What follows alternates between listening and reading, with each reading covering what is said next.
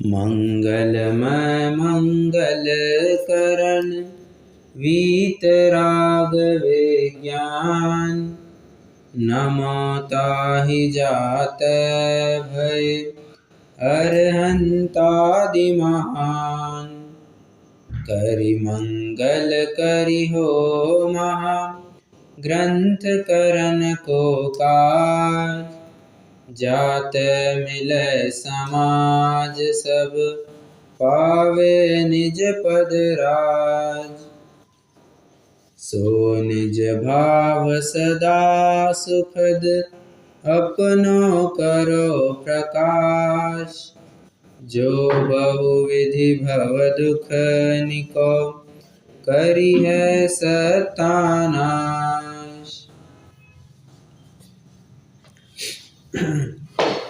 थोड़ा सा एक टेक्निकल टॉपिक सुनना चाहेंगे क्या? कल के प्रकरण से जुड़ा हुआ है। हाँ,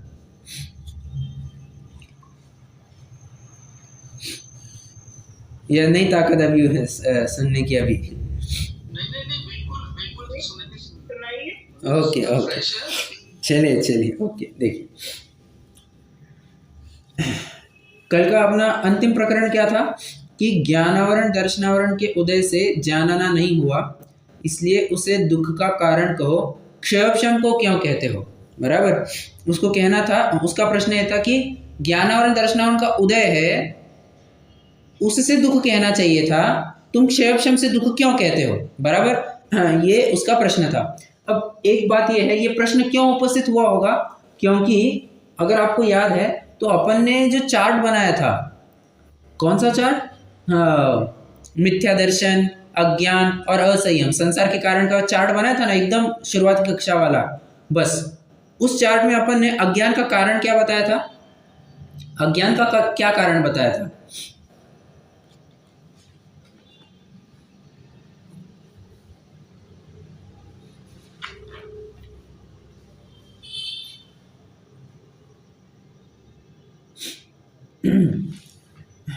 दर्शन मोह का निमित्त बताया था उसमें। अरे याद आ रहा है, नहीं आ रहा है?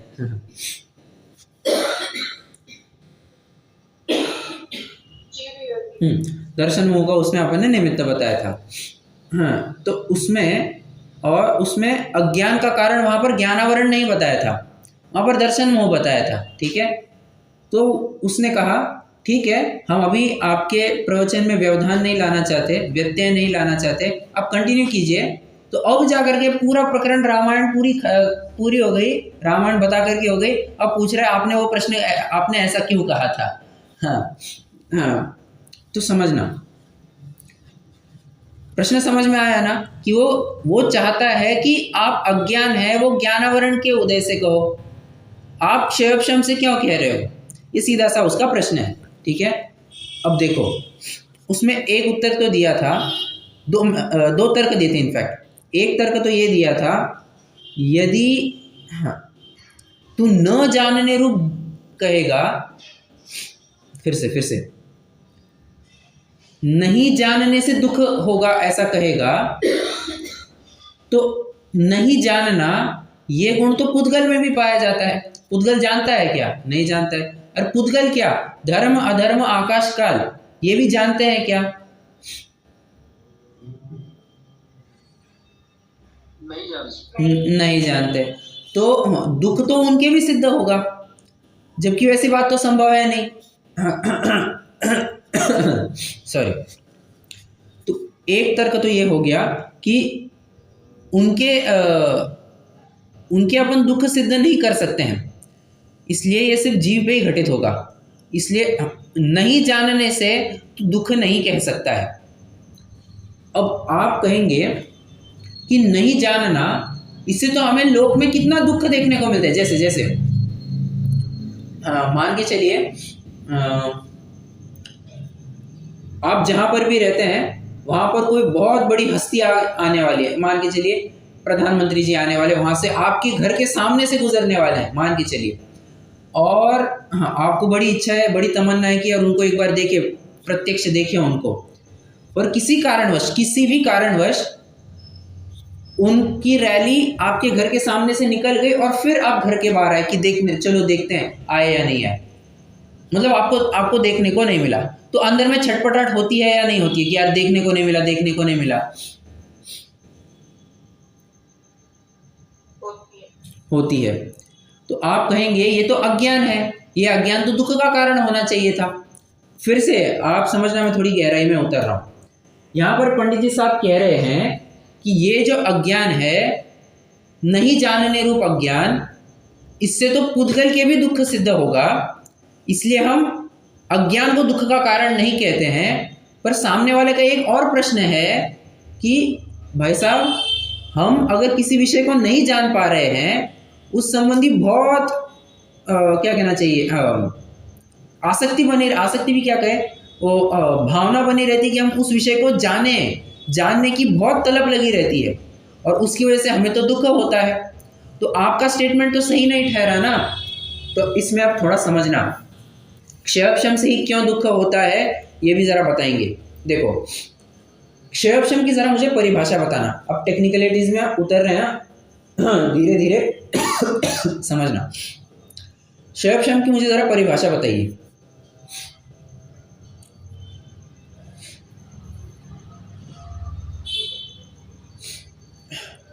मैं बताता हूँ।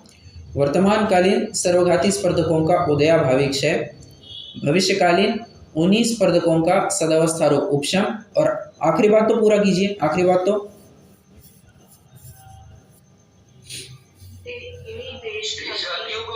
करेक्ट, किन्हीं देशघाती स्पर्धकों का उदय। ठीक है, प्रकृति नहीं, स्पर्धक की बात चल रही है। जानते हैं कि ये जो देशघाती का उदय है ना, ये उदय क्या करता है? पहले मैं आपको पहले दो का बताता हूँ। जो सर्वघाती स्पर्धकों का उदयाभावी क्षय और सदावस्था रूप उपशम है, आपको जो वर्तमान में जानना हो रहा है ना, ये इन दो की वजह से हो रहा है। और जो नहीं जानना हो रहा है, या अच्छे से कहूं, जो आपको जानने में अस्पष्टता भाषित होती है, जिसे ये प्रश्न शंकाकार कह रहा है कि हमें नहीं जाने तो बहुत दुख होता है, तो वो देशघाती स्पर्धकों के उदय से होता है। वो आपको अस्पष्टता प्रकट कराती है। अब मान के चलिए, और उदाहरण लेते हैं। हाँ, आप मान के चलिए YouTube पर कोई वीडियो देख रहे हैं, ठीक है। अब YouTube पर वीडियो, अगर आपने नोटिस भी किया होगा, एक्सपीरियंस भी किया होगा, अगर इंटरनेट थोड़ा सा खराब हो जाए तो उसकी वीडियो क्वालिटी एकदम खराब हो जाती है। कितने जनों ने नोटिस किया है?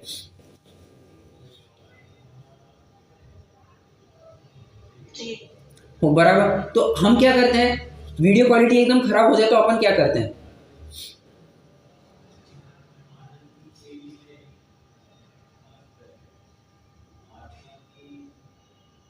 अच्छा, क्या करते हैं ये तो छोड़ो, उस समय आप क्या महसूस करते हैं ये बताइए। दुख।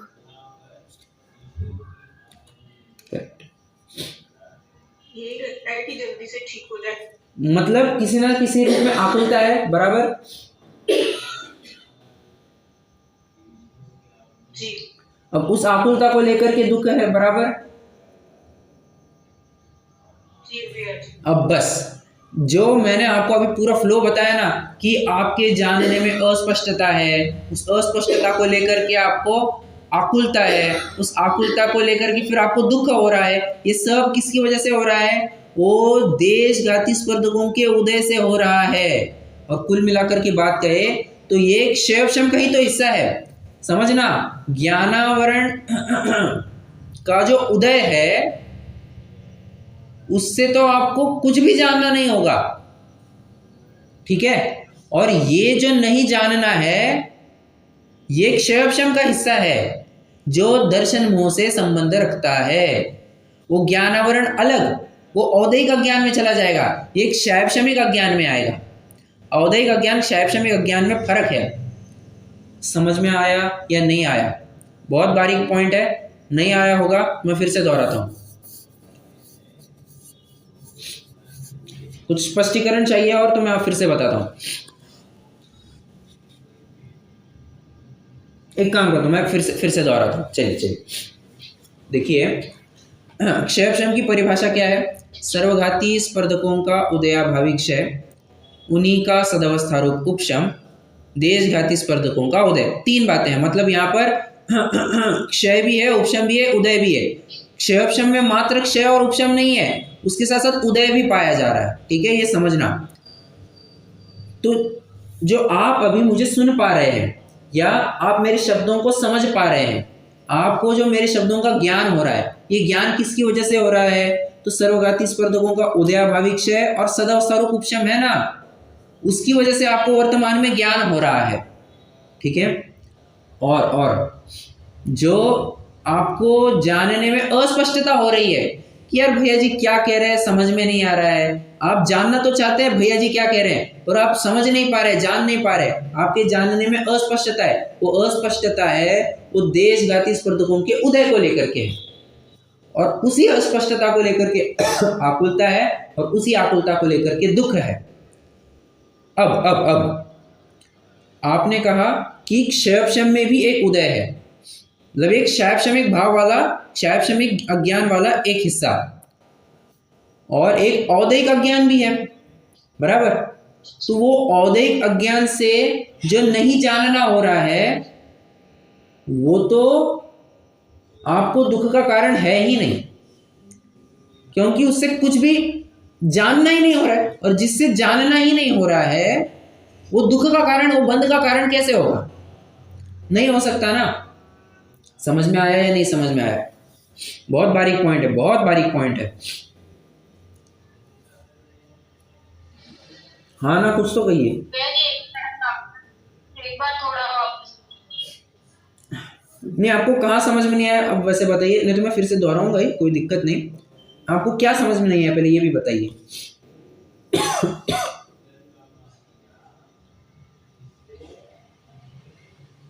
या पूरा ही समझ में नहीं आया? थोड़ा क्लियर नहीं हुआ। ओके, देखो मैं अभी सीधे पहले आपके मुद्दे पर आता हूँ। आपने अभी कहा क्लियर नहीं हुआ। क्लियर नहीं हुआ मतलब क्या? आपको जानने की इच्छा है क्या? अब 2 मिनट के लिए आपका माइक जरा चालू ही रखिए।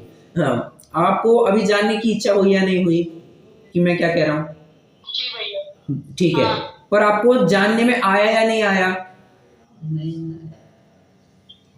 जानने में आया लेकिन पूरा नहीं आया। मतलब अस्पष्टता थी, बराबर। हाँ। अब वो अस्पष्टता को लेकर के आपको आकुलता हुई, जी भैया। उस आकुलता को लेकर के दुख हुआ, बराबर। कह रहे हैं हाँ। ये जो अस्पष्टता वाला पॉइंट है ना, ये आपको देशघाती स्पर्धकों के उदय से पाया जाता है, और देशघाती स्पर्धकों का उदय का जो पार्ट है ये क्षयोपशम का हिस्सा है, ये क्षयपशमिक भाव का हिस्सा है, ये औदैहिक भाव का हिस्सा नहीं है। समझ में, अभी समझ में आया क्या? जी भैया। हाँ, तो जो औदैहिक भाव का क्या कहना चाहिए, हाँ, नहीं जानने रूप जो अपन औदैहिक अज्ञान कह रहे हैं, वो दुख का कारण नहीं है, क्योंकि भले आदमी उसमें तो पूरा आवरण आ गया है। अब जैसे अपना हर बार का उदाहरण है, केवल ज्ञानावरण कर्म का उदय है, मतलब क्या? हमें केवल ज्ञान नहीं है। ठीक है, अब केवल ज्ञान नहीं है मतलब उसका अंश है क्या? अंश भी नहीं है, मतलब उसका उसके ऊपर पूरा आवरण आ गया है, बराबर। वो औदैहिक अज्ञान वैसा वाला है।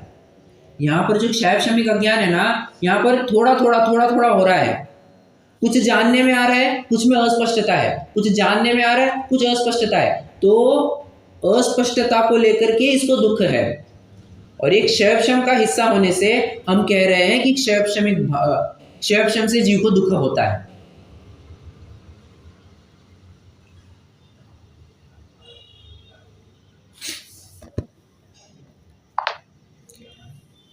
बोलिए, अब भी दिक्कत है?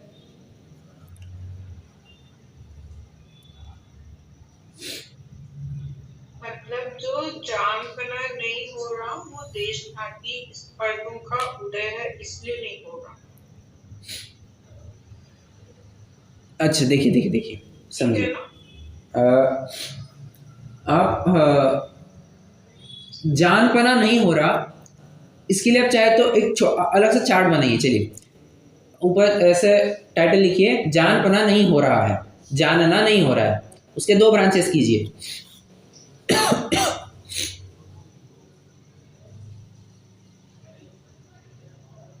एक लिखेंगे देशघाती स्पर्धकों का उदय, ब्रैकेट क्षयोपशम। एक लिखेंगे देशघाती स्पर्धकों का उदय, ब्रैकेट क्षयोपशम या क्षयोपशमित भाव, कुछ भी लिखिए। और दूसरे ब्रांच में लिखिए, दूसरे हिस्से में लिखिए सर्वघाती स्पर्धकों का उदय,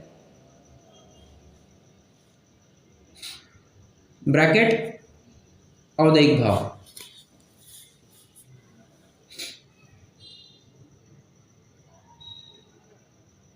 ठीक है। अब जो अपना क्षयोपशमिक भाव वाला हिस्सा था उसके नीचे एरो करके लिखिए, इससे जानने में अस्पष्टता है, सिर्फ जानने में अस्पष्टता, इतना लिखिए, जानने में अस्पष्टता।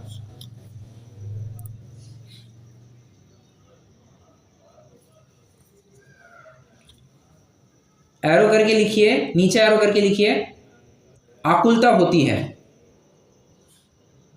इससे आकुलता होती है।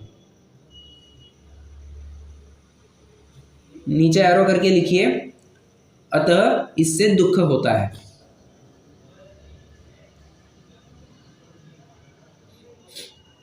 एक हिस्सा पूरा हो गया, अब दूसरे हिस्से की तरफ आइए।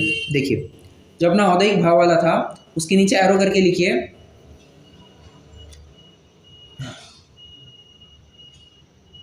यहां पर कैसे लिखेंगे अभी, किंचित भी जानपना नहीं, ऐसा लिखिए, किंचित भी जानपना नहीं होता। नीचे एरो करके लिखना है किंचित भी जानपना नहीं होता।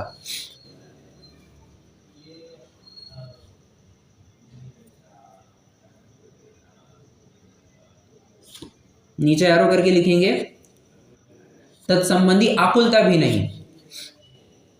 अब सिंपल सी बात है, और आकुलता नहीं तो तत्संबंधी दुख भी नहीं।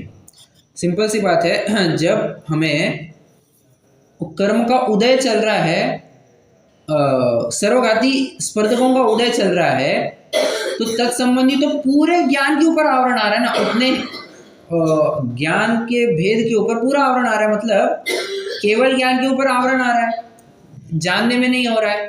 उसको लेकर के आकुलता नहीं कहेंगे, उसको लेकर के आकुलता नहीं कहेंगे, क्योंकि आकुलता में अस्पष्टता का हिस्सा होता है। वो अस्पष्टता वो क्षयोपशम से संभव है। अस्पष्टता कभी भी औदैहिक भाव को लेकर के नहीं हुआ करती है।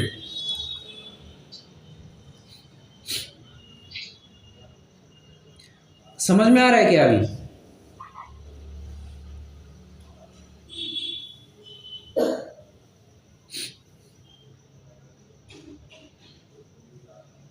आप कह रहे होंगे अच्छा, क्या अच्छा रहता अगर हमने शुरुआत में ही कह दिया भैया जी आप आगे चलो, कोई टेक्निकल बात बताने की जरूरत नहीं है। हो गया, ठीक है ना। आप अगर इतने, कितना हो गया, लगभग 15-20 मिनट की चर्चा हो गई।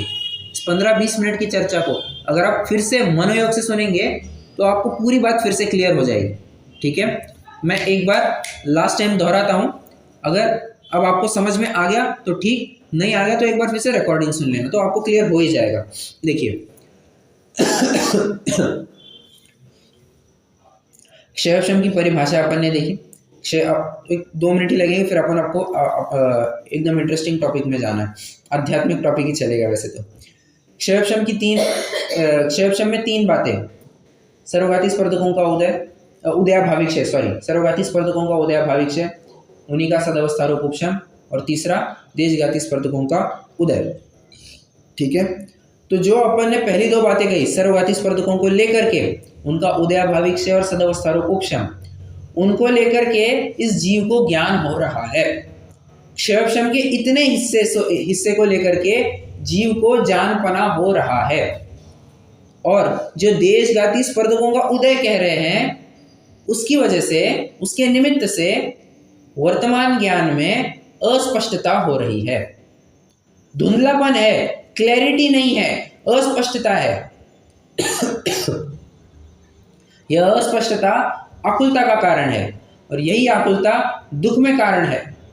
इसीलिए पंडित जी साहब ने कहा कि क्षयोपशम यह दुख का कारण है। तू तेरी वो जो देखो जानने की इच्छा थी परंतु जानने में अस्पष्टता बनी रही, वो दुख का कारण है। तुझे बिल्कुल भी जानने में ही नहीं आया। अब मान के चलिए अगर आपको पता ही नहीं होता कि हमारे घर के सामने से पीएम साहब गुजरने वाले हैं तो आपको उस संबंधी कुछ विकल्प रहता क्या और उस संबंधी आकुलता भी होती क्या? नहीं। आपको वो आकुलता कब हुई कि आपको इच्छा हुई, वो विषय सामने से निकल गया पर आपकी इच्छा पूरी नहीं हुई, इसकी वजह से वो दुख है। वो अस्पष्टता वो क्षयोपशम का हिस्सा है, इसलिए क्षयोपशम को दुख का कारण कहा। वो कर्म का उदय दुख का कारण नहीं कहा, सॉरी बंध का कारण नहीं कहा।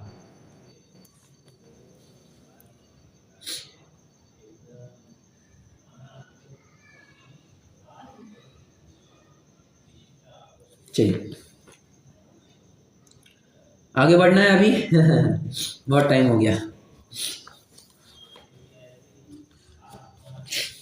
चलिए अरे आगे बढ़ना है नहीं बढ़ना? हाँ या ना कुछ तो कही अभी। हाँ। नहीं प्रकट हो रहा तो जैसे जो लोग गुलिस्तान बढ़ते जा रहे हैं सीढ़ियाँ, तो उनको तो लगता होगा ना कि अभी तक केवल ज्ञान प्रकट नहीं हो रहा, तो उनकी आकुलता होती होगी नहीं होती होगी? अच्छा, पहली बात तो ये क्लैरिफाई कर देनी योग्य रहेगी कि अपना गुणस्थान बड़ा ये तो कैसे समझ में आएगा? वो तो किसी को समझ में नहीं आता है। नहीं अपना नहीं जैसे जो 10वें गुलिस्तान में है या 12वें में है। अरे उनको भी पता नहीं चलता, कि अपन 10वें में या पहले में या कहाँ पर है। जी भैया, जैसे पता चलता होगा कि भाई अभी तक हुआ नहीं तो फिर तो गुणस्थान ही गिर जाएगा। बराबर आत्मा की महिमा छोड़ के गुणस्थान की महिमा करने लगे, बराबर गुणस्थान गिरेगा। करेक्ट। वो तो बाहर के सारे विकल्प छोड़ दिए, कर्म में जो होना है सो होने दो, वो कर्म की अवस्था ऊपर नीचे होती रहेगी, उससे मेरा गुणस्थान ऊपर नीचे होता रहेगा, वो छोड़ दो, मुझे तो अपना आत्म कल्याण करना है। वो तो इस भावना से बैठा है बाबा। तो हाँ, और वो देखिए ना, गुणस्थान चढ़ने के विकल्प से गुणस्थान चढ़े नहीं जाते हैं। वो विकल्प त्याग दो, निर्विकल्प हो जाओ, फिर गुणस्थान अपने आप बढ़ जाएगा। और ये तो केवल ज्ञान प्रकट होने के बाद ही पता चलता है कि हाँ मैं इतने सब पल्ले पार करके आया हूँ। बीच में अपन को कुछ पता। अब एक काम कीजिए ना, जब प्रथम गुणस्थानवर्ती मुनिराज है ध्यानस्थ बैठे, चतुर्थ गुणस्थानवर्ती मुनिराज है ध्यानस्थ बैठे, छठे गुणस्थानवर्ती मुनिराज वे ध्यानस्थ बैठे, 7वें 8वें 9वें 10वें 11वें 12वें समस्त जीवों को मुनिराज एक ही पोज है। अब उनको विचार कीजिए, फोटोग्राफी में बिल्कुल भी चेंज नहीं है, जैसी मुद्रा वैसी की मुद्रा है। पर थोड़े समय बाद हमें वो रिजल्ट देखने में आता है, ठीक है। बाहर से हम बिल्कुल भी नहीं पहचान सकते कि बाबा इनका कौन सा गुणस्थान है, और अरे उनको स्वयं को पता नहीं चलता है कि अपना कौन सा गुणस्थान है। तो ऐसी बात है।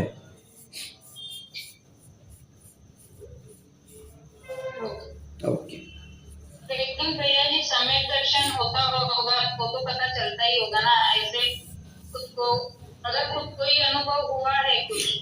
अब देखिए इसकी हाँ ये भी थोड़ी टेक्निकल पॉइंट्स आते रहते हैं ना, कि कोई बोलता है कि नहीं पता चलता है, कोई बोलता है कि हाँ चलता ही है। अरे इसकी चर्चा पूरी अपन रहस्यपूर्ण चिट्ठी में करके आए हैं। देखिए दो बातें हैं। हाँ, यहाँ पर अध्यात्म तो कहता है, अध्यात्म तो बिल्कुल कहेगा कि अनुभव प्रत्यक्ष, नाम ही क्या है, अनुभव प्रत्यक्ष। मति ज्ञान को अनुभव प्रत्यक्ष कहा है, मतलब तुम्हें अनुभव अपना प्रत्यक्ष है। परंतु अगर आप सैद्धांतिक विषयों में जाएंगे तो वहां पर कहा जाएगा कि नहीं, तुम्हें अनुभव हुआ है नहीं, तुमको पकड़ने में नहीं आएगा। वो तो बस चरणानियों की परिपाटी से तुम स्वयं को स्वयं ऐसा विचार कर सकते हो कि हाँ मैं सम्यक दृष्टि हूँ या नहीं हूँ। वो भी चरणानियोग के फैक्टर से, करणानियोग के फैक्टर से हम डिसाइड नहीं कर सकते हैं, हम नहीं डिसाइड कर सकते हैं। क्योंकि देखिए ना, किसी किसी को लगेगा कि मुझे सम्यक तो हुआ है, किस बेसिस पर कहेगा, नहीं बहुत अच्छा लग रहा था, एकदम शांत लग रहा था, निराकुल स्वरूप लग रहा था। भले आदमी तू डिफरेंशिएट कर पा रहा है क्या कि वो वास्तव में वो कषाय की मंदता थी या आत्म सन्मुख होकर के वो निराकुलता प्रकट हुई थी? कुछ भी हो सकता है, वो कषाय की मंदता है या क्या है वो तू भी नहीं जान सकता। क्योंकि देखिए ना, अपन अभी अभी चर्चा करके आए हैं, हमारा क्षयक्षमिक ज्ञान है, हमारा क्षयक्षमिक ज्ञान है, कितना तो जान पाएगा। बहुत सारे समय इकट्ठा हो जाने के बाद कुछ तो हमें ज्ञान होता है, हम एक एक समय की कहाँ जान पाते हैं। और यह क्या अपना आत्मानुभव सेकंडों का काम है, सच में कह रहा हूँ, सेकंड भी नहीं, मिली सेकंड वगैरह का काम है। इतने से इतने मात्रा में किसी को अनुभव हो जाता है, ठीक है। हाँ, तो दोनों अपेक्षाएं हैं, नो डाउट।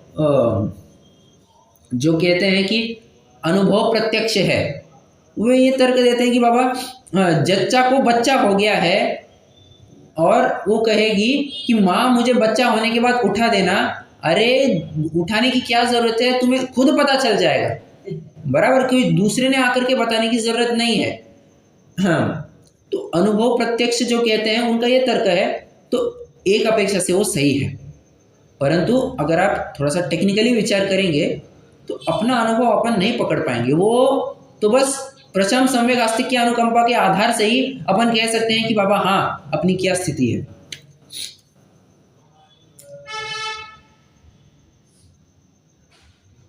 अपेक्षा है, अपेक्षाओं को समझना बहुत जरूरी है। परंतु हाँ इतनी बात तो है कि अपना गुणस्थान अपन नहीं पकड़ सकते, अपना गुणस्थान तो अपन नहीं पकड़ सकते कि अपना कौन सा गुणस्थान चल रहा है। अरे मुनिराज स्वयं नहीं पकड़ सकते हैं, गणधर भी ये पकड़ नहीं सकते हैं कि अभी अपना छठा चल रहा है, सातवां चल रहा है, ऐसा है या आठवां चल रहा है, नौवां चल रहा है, कौन सा चल रहा है, ये नहीं समझ सकते। सर ये गुणस्थान तो आपने समझाने के लिए डिफाइन किया है ना, इट इज नॉट एक्चुअली ये कैटेगरी है, ये कैटेगरी है, ऐसे नहीं है ना? नहीं है ना ऐसे, नहीं ऐसे देखिए, गुणस्थान है क्या, वो कर्मों की अवस्था विशेष को आप गुणस्थान कह सकते हैं। मोह जोग भवा, मोह और योग के निमित्त से जीव के अवस्था विशेष को गुणस्थान कहते हैं। मतलब है, वास्तव में वैसा है, वो गुण मानना पड़ेगा, वो कैटेगरी है। और कर्म जैसे जैसे कम ज्यादा होंगे उस अनुसार आपका गुणस्थान तय होगा। मतलब ऐसे कोई काल्पनिक वस्तु नहीं है। नहीं सर कैटेगराइज्ड है ना sir, it is not a different कि एक हो गया तो ये इट इज नॉट फिर से एक कोई बाउंड्री नहीं है, राइट? समझ में नहीं आया। वो बाउंडेड नहीं है कि ये इधर तक ये चौथा गुणस्थान है, इधर तक ये सब area wise location wise time wise वो नहीं है, वो डिवाइडेड नहीं है, वो तो कभी भी कैसे भी हो सकता है। वही मेरा कहने का मतलब। हाँ नहीं ऐसा लोकेशन, अरे ऐसा कैसे होगा कि इस लोकेशन में होंगे तो चौथे गुणस्थानवर्ती होंगे, इस लोकेशन में होंगे तो पांचवें गुणस्थानवर्ती, ऐसा नहीं। लोकेशन वाइज टाइम वाइज वो डिवाइड नहीं होता है, वो तो सर्वत्र पाया जाता है वैसा। ठीक है, चलिए काफी टेक्निकल चर्चा हो गई, अब थोड़ा सा हल्का फुल्का एकदम नो, अब you can sit back and relax. अभी तो बहुत आराम वाली चर्चा चलेगी। मोहनीय कर्म के उदय से होने वाला दुख और उससे निवृत्ति। 4 बातें बताइए जिसके बारे में पंडित जी साहब अभी चर्चा करके आए, मतलब किन 4 मुद्दों को आधार बना करके पंडित जी साहब ने अभी चर्चा की है ज्ञानावरण दर्शनावरण संबंधी।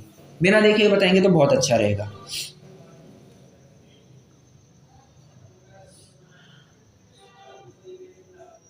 चार पैरामीटर्स कौन से हैं? 4 पैरामीटर्स सेट किए पंडित जी साहब ने कि बाबा हाँ मैं तेरे दुखों का एनालिसिस और सुख का उपाय इन फैक्टर्स के बेसिस पे करूंगा। तो वो कौन से 4 फैक्टर्स हैं?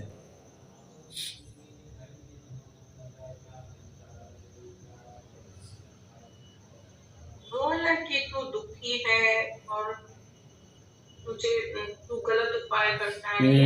करेक्ट करेक्ट, बराबर। पहले तो ये बात होगी कि ये दुख दुख का वर्णन चलेगा, फिर दुख के लिए तू क्या उपाय कर रहा है। देखो देखो, वैद्य की, थोड़ा वैद्य और रोगी के उदाहरण से समझते हैं, या कोई और उदाहरण भी। हाँ, पहले तो होगा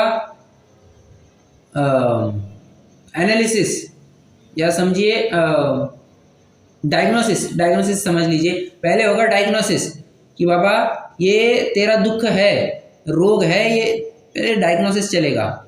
उसके बाद में मैंने क्या कहा अभी, दुख के लिए, हाँ, उस डायग्नोसिस, अब कोई डिसीज है उसके लिए तू क्या उपाय कर रहा है, तेरे उपाय के बारे में बात चलेगी। तीसरा, तेरे उपाय गलत क्यों है, ये तीसरा मुद्दा। और चौथा मुद्दा, हम बताएंगे वो उपाय सही क्यों है, सही उपाय क्या है, ये हम बताएंगे। इन 4 पैरामीटर्स के स्तर पर पंडित जी साहब पूरा एनालिसिस कर रहे हैं कर्मों के आधार से। ज्ञानावरण दर्शनावरण कर्मों की बात हो गई। अब मोहनीय के बारे में बात करेंगे। मोहनीय का भी 2 हिस्सों में विभाजन किया है एज यूजुअल, चारित्र दर्शन मोहनीय और चारित्र मोहनीय, क्योंकि इनको हाँ अलग अलग स्वतंत्र रूप से रखा जाता है। दर्शन मोहनीय का अलग से, चारित्र मोहनीय का अलग से। कहाँ तो दर्शनावरण और ज्ञानावरण 2 अलग अलग कर्म, उनकी हमेशा एक साथ चर्चा। और कहाँ तो मोहनीय के एक मोहनीय के 2 हिस्से, उनकी 2 अलग अलग चर्चा है। ऐसा तो है। देखिए, मोह का उदय है सो दुख रूपी है, किस प्रकार से कहते हैं, थोड़ी सी चर्चा करते हैं, देखते हैं कितनी बात बनती है। दर्शन मोह से दुख और उससे निवृत्ति। प्रथम तो दर्शन मोह के उदय से मिथ्या दर्शन होता है, उसके द्वारा जैसा इसके श्रद्धान है वैसा तो पदार्थ होता नहीं है, जैसा पदार्थ है वैसा यह मानता नहीं है, इसलिए इसको आकुलता ही रहती है। बहुत समझना। देखिए, हाँ, वस्तु अपने अनुसार परिणमन कर रही है, ठीक है। एक फैक्ट नंबर 1। फैक्ट नंबर 2, मैं चाहता हूं कि वस्तु इस अनुसार परिणमन करे। मैं चाहता हूं कि वस्तु इस अनुसार परिणमन करे। अब ज्ञानावरण दर्शनावरण बीच में मत लाना, ये मोहनीय की बात चल रही है। दोनों में तफावत है क्या? दोनों बातों में तफावत है। वस्तु अपना परिणमन कर रही है, मैं चाहता हूं कि वस्तु कुछ इस प्रकार परिणमन करे, क्या दोनों बातों में तफावत है?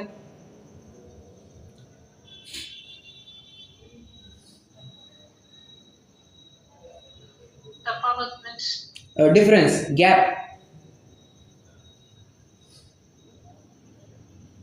यस सर, है, गैप है, बराबर। अज्ञानी जीव क्या करता है, he spends whole of his life to bridge this gap। हाँ, इन 2 छोरों को मतलब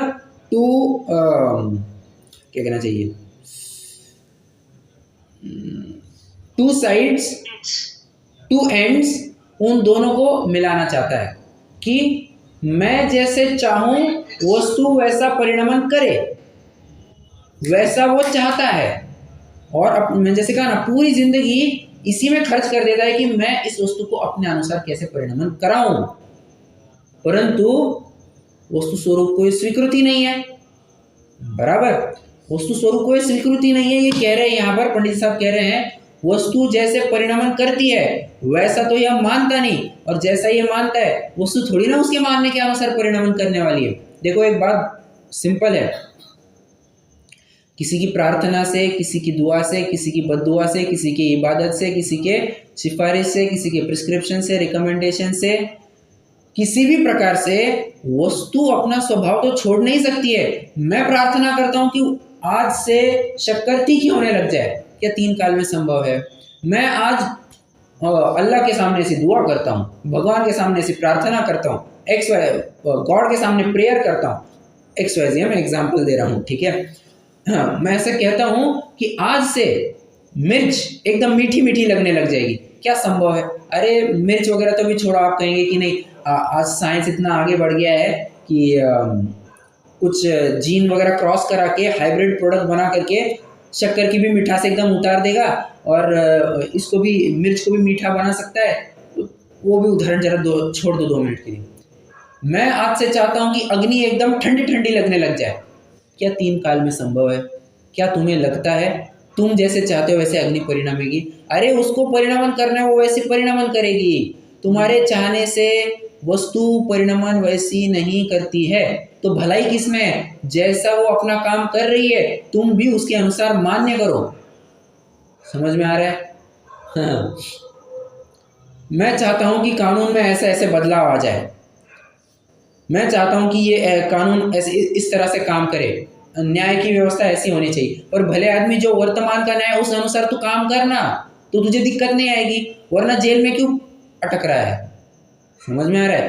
तूने वर्तमान का जो न्याय है उस अनुसार काम नहीं किया, इसकी वजह से तू आज जेल में है। बराबर?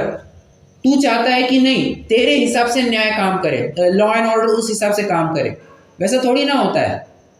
जैसा है उस अनुसार अपन ने परिणमन करना ये ज्यादा बेहतर है। हाँ,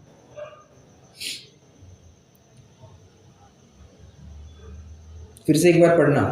प्रथम तो दर्शन मोह के उदय से मिथ्या दर्शन होता है। ये क्या सिर्फ मिथ्या दर्शन ही होता है? क्या सिर्फ मिथ्या दर्शन ही होता है?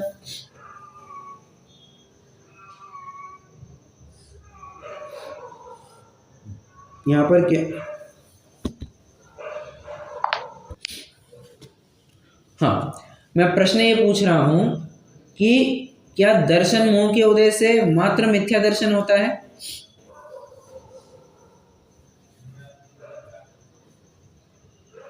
चारित्र भी मिथ्या ही होता है।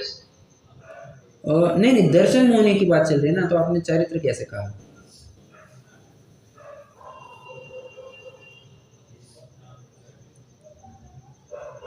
अरे सिंह, होता है ना सर, वो सब उसके साथ ही होता है ना सर, जॉइंट। अरे पर यहाँ पर सिर्फ दर्शन मोह की बात चल रही है, कर रहे हैं ना।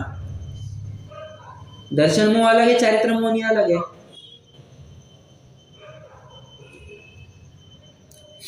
प्रश्न में फिर से दोहरा रहा हूं। यहाँ पर लिखा है प्रथम तो दर्शन मोह के उदय से मिथ्या दर्शन होता है। तो क्या सिर्फ मिथ्या दर्शन होता है या और भी कुछ होता है?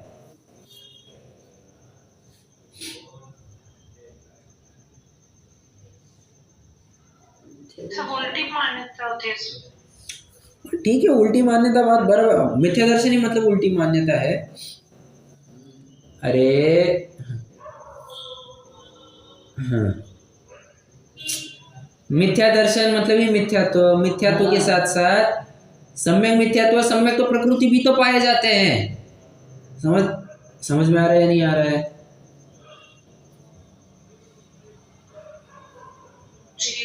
हाँ, मैं ये उत्तर चाह रहा था। प्रकृति और सम्यक मिथ्या तो प्रकृति को सादी मिथ्या दृष्टि को पाई जाएगी, ऐसा? हाँ, वो बराबर, वो तो सिर्फ सादी मिथ्या दृष्टि की ही पाई जाएगी। बराबर बराबर।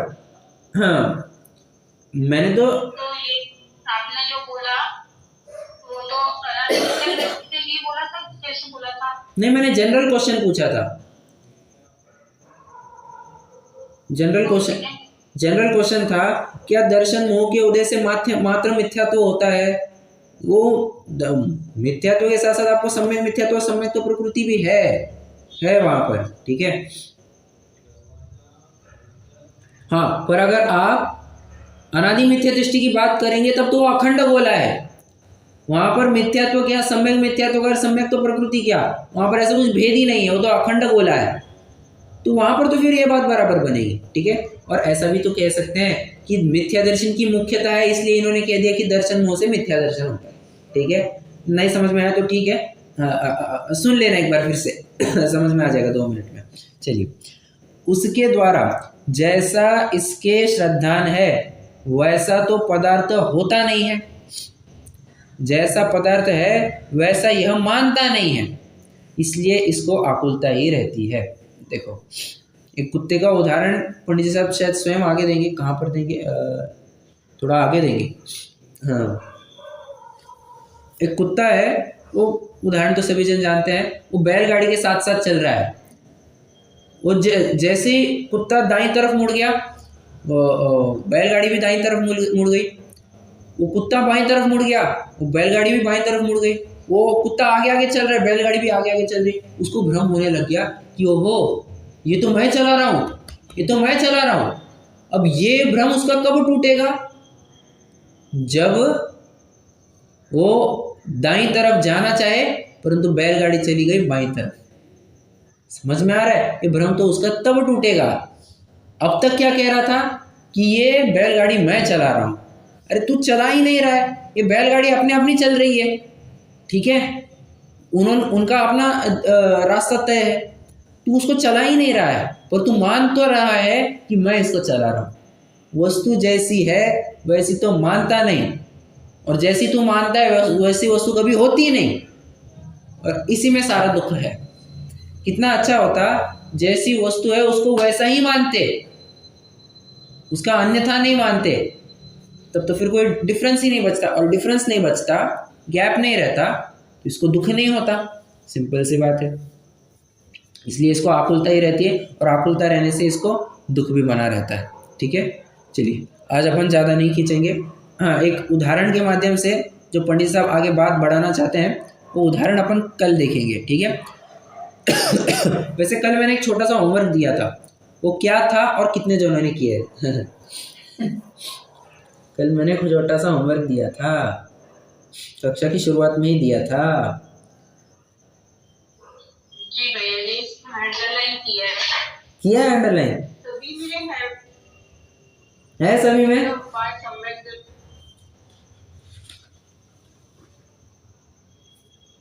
जी भैया जी, सब में ही है, तो मोनी भी है, सभी कर्मों में आ रहा है। Correct correct. कोमल जी आपको भी मिल गया सभी कर्मों में? जी भैया जी। बस बस, गुड गुड, मैं यही चाहिए था, और ज़्यादा कुछ था भी नहीं।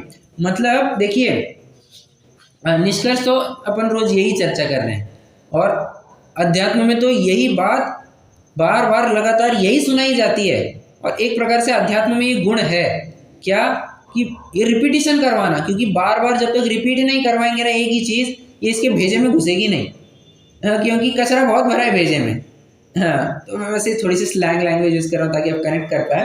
हाँ, ये दिमाग मगज में जाती नहीं है ना बात। गुजराती में कहते हैं तुम्हारा मगज में आवे छे का है। हाँ, तुम्हारे दिमाग में जा रही है क्या बात? तो दिमाग में जाने के लिए अध्यात्म कहते हैं बार बार रिपीट करो उससे, क्या कि सम्यक दर्शन से ही तेरा काम होगा, मोहनीय का अभाव करेगा तो ही तेरा काम होगा। ठीक है, और ये पूरा अध्यात्म का ही प्रकरण चल रहा है। इसलिए हर प्रकरण में, हर कर्म के क्या कहते हैं वो समापन में उन्होंने एक ही बात लिखी है, भाई तू कर्म कोई सा भी हो, तू तो सम्यक दर्शन प्रकट कर, तेरा भला हो जाएगा, तेरा कल्याण हो जाएगा, यही सच्चा उपाय है। सम्यक दर्शन को प्रकट करो, यही सच्चा उपाय है। मोहनीय का अभाव करो, यही सच्चा उपाय है। क्योंकि अध्यात्म की नज़र में एक मिथ्या तो एक मोहनीय मात्र ही सबसे बड़ा शत्रु है। मोहनीय खत्म, मिथ्या तो खत्म, तो खत्म। अब तो ये क्या है, ये तो मोक्ष में चला जाएगा। अब तो आगे का रास्ता तो एकदम क्लियर हो गया ना। फिर हम तो जानते हैं कि आगे कर लेगा, हमारा एकमात्र काम था कि भाई ये बस मोहनीय को खत्म कर दे, फिर आगे तो फिर वो चाहे अगले भाव में निगोद में ही क्यों ना चला जाए। हम तो जानते हैं कितने अर्धपुद्गल परिवर्तन के अंदर तो जाएगा ही जाएगा। माना कि वो भी आनंद काल है, परंतु एक सीमा तो तय हो गई ना कि भाई अब तो ये जाएगा ही जाएगा, ये तो 100% जाएगा। तो हाँ, अध्यात्म उस अपेक्षा से बात कर रहे हैं। श्योरिटी लाना है भाई कि तू मोक्ष में जाएगा तो अपने अनंत सुख को प्राप्त करेगा, और अध्यात्म का अपना अंदाज होता है। चलिए रुकते हैं, जिन्होंने स्तुति करेंगे।